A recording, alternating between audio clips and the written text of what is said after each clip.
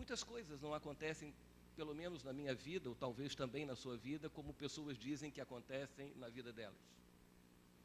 Isso faz com que a gente viva momentos difíceis e a gente começa a cair numa realidade muito grande, que é justamente, nós estamos num mundo que exerce uma pressão muito grande sobre nós.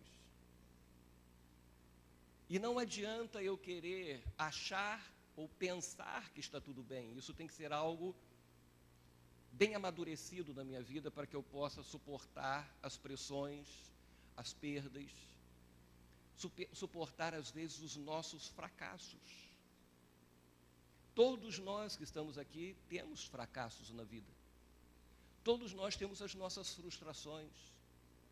Eu não creio que aqui só tenha pessoas totalmente realizadas. Nós somos potencialmente realizados.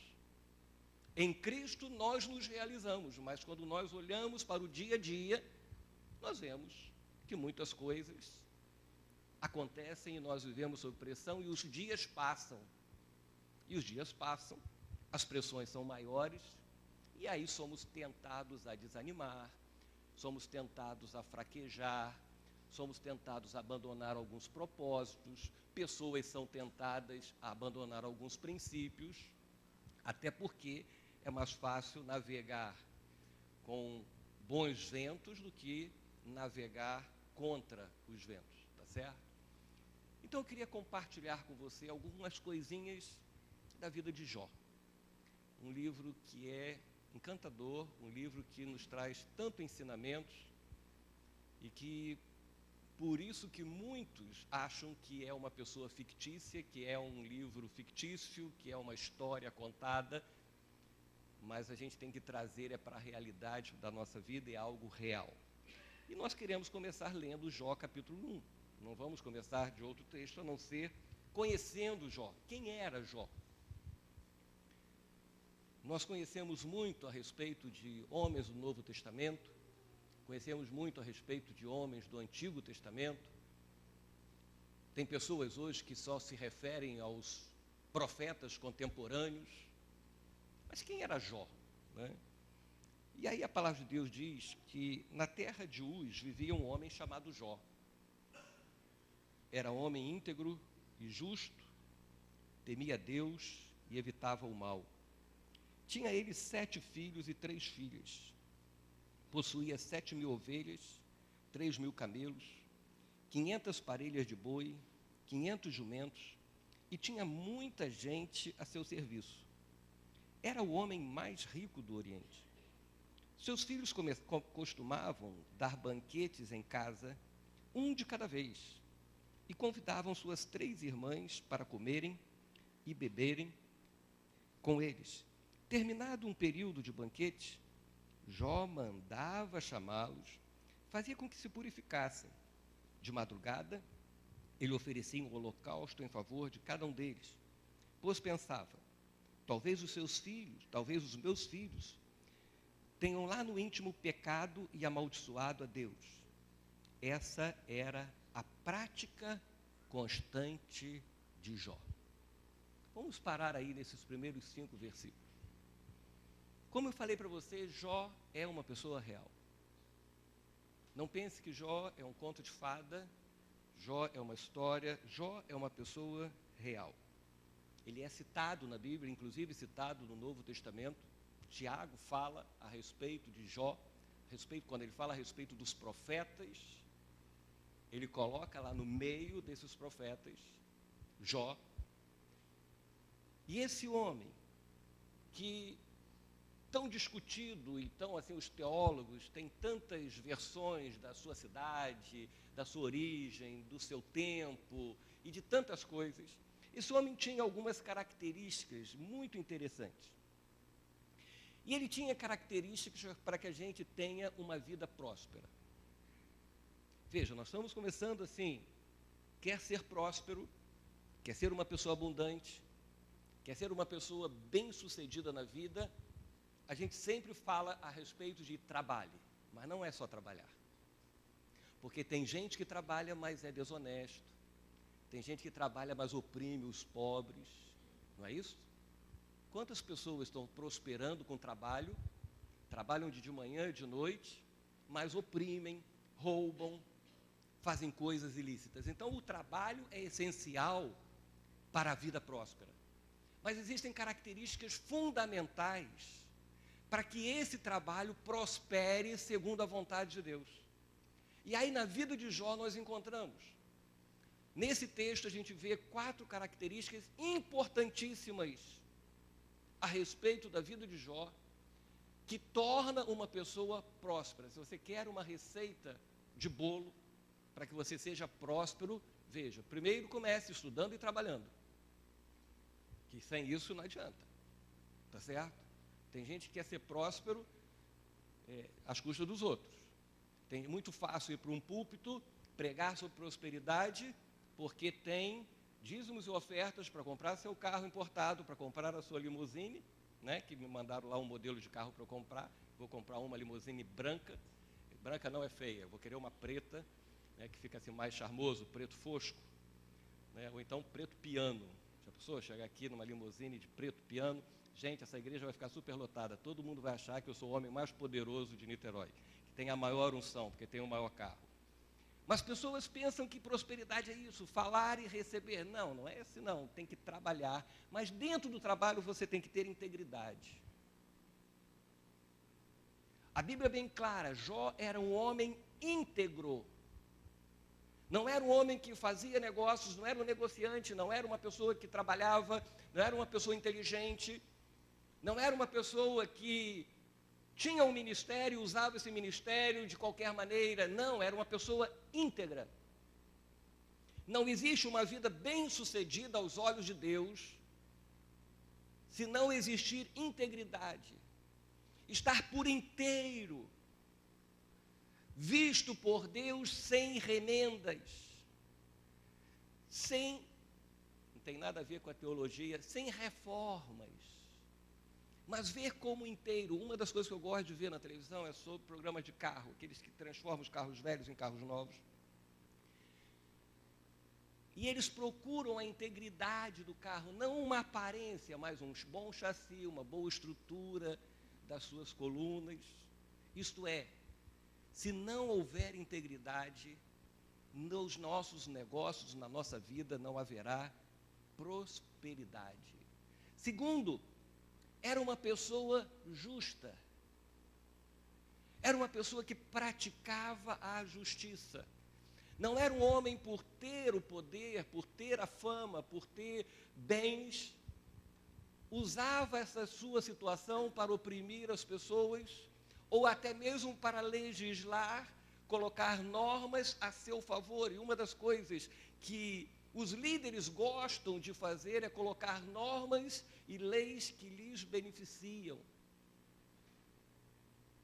Hoje eu estava vendo um vídeo que me enviaram e estava dizendo, né, que o salário do Pezão, eu não sei se isso é verdade, mas o salário dele foi pago. Então, veja, existem as leis que beneficiam a si mesmo. O judiciário, olha, não importa a lei, porque tem que nos pagar. Mas o judiciário também esquece que em toda empresa, em todo dinheiro, o primeiro dinheiro é do trabalhador. Então tinha que pagar todo mundo, não só um grupo. Cada um legisla e faz as normas para os seus benefícios. Jó era um homem justo.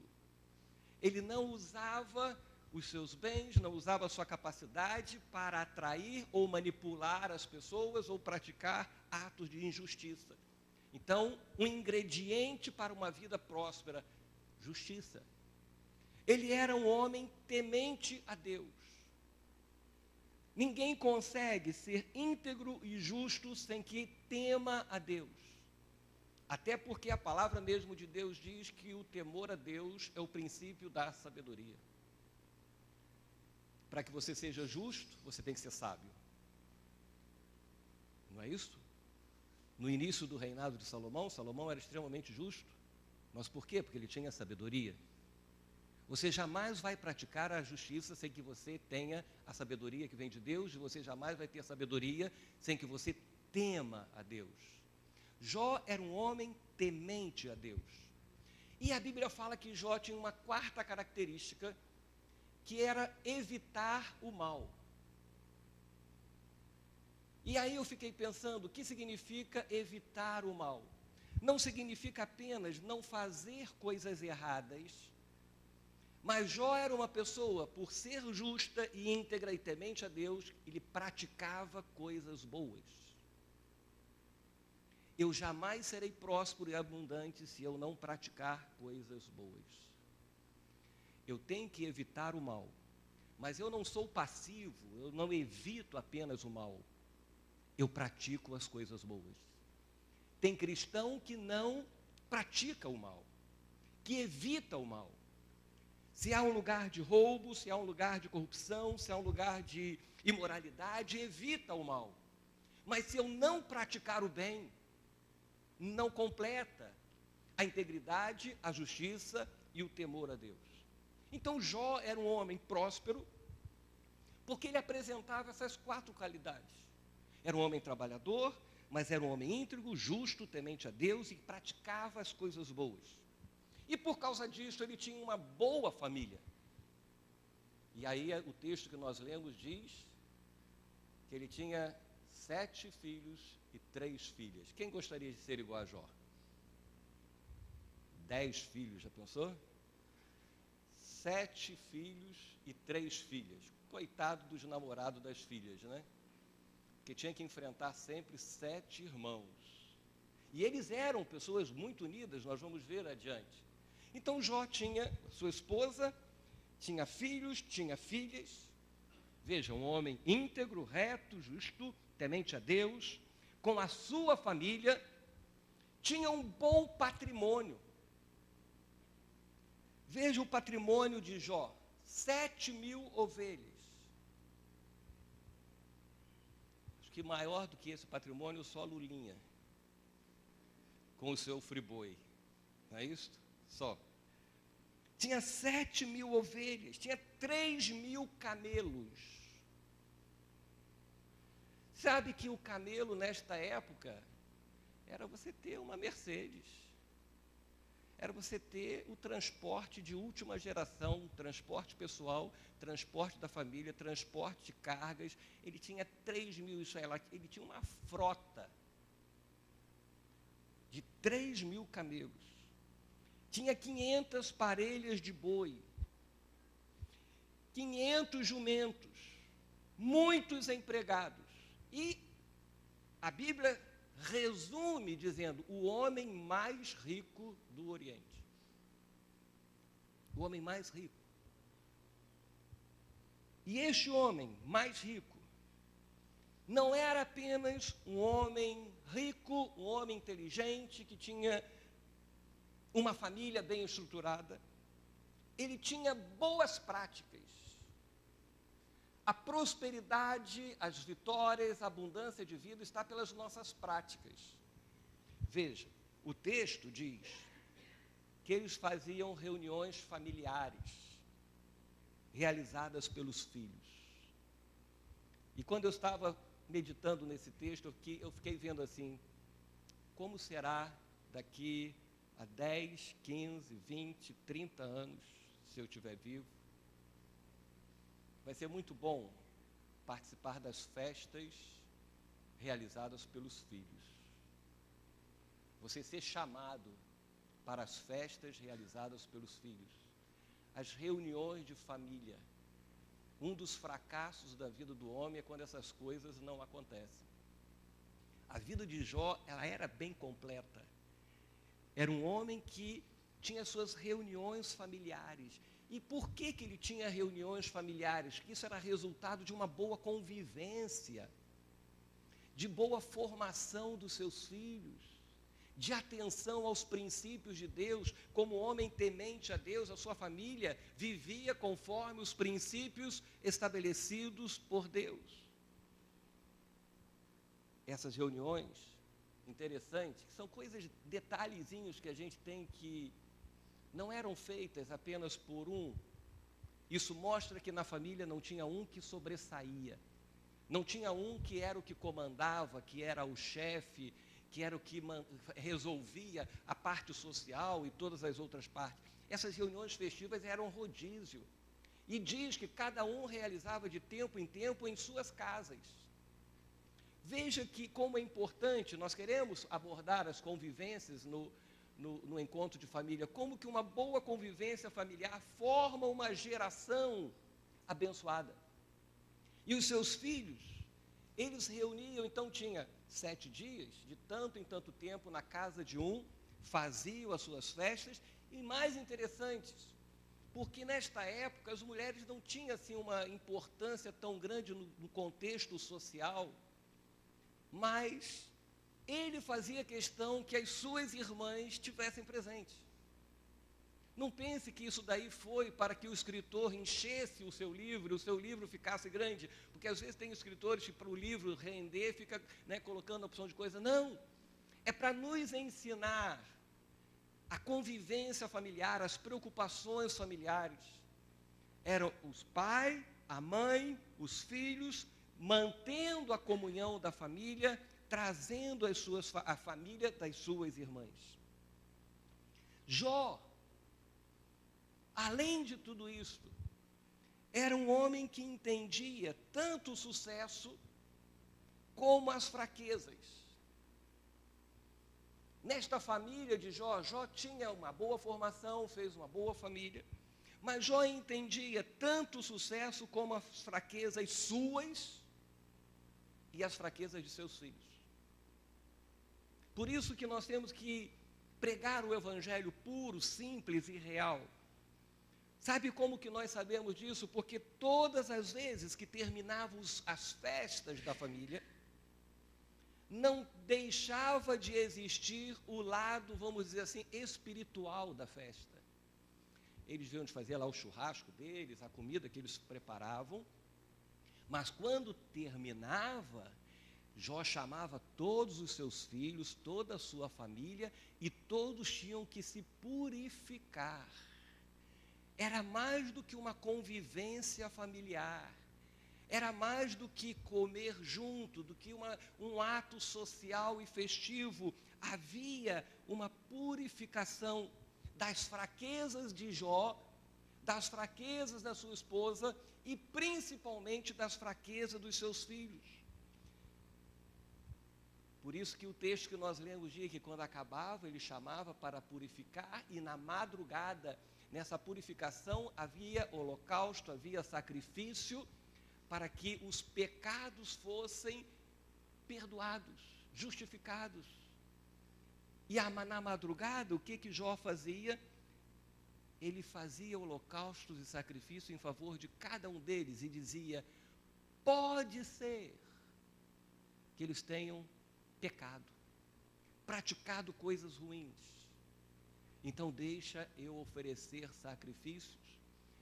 Um patriarca, um homem que abraçava sua família, abraçava seus filhos. Jó entendia que os pecados iam além de práticas.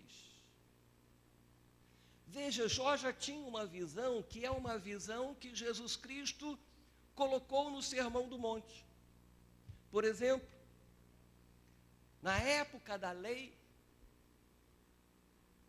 lá estava bem claro: não adulterarás.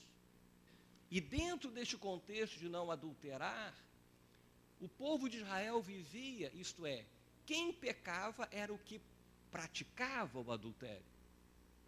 Mas quando Jesus Cristo chega no Sermão do Monte, e quando Jesus fala a respeito das coisas da vida, da maneira de viver, que ali você vê a ética cristã, ele diz: olha só, se a pessoa pensar,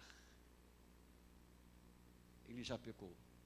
E o que a Bíblia diz nesses versículos que nós lemos?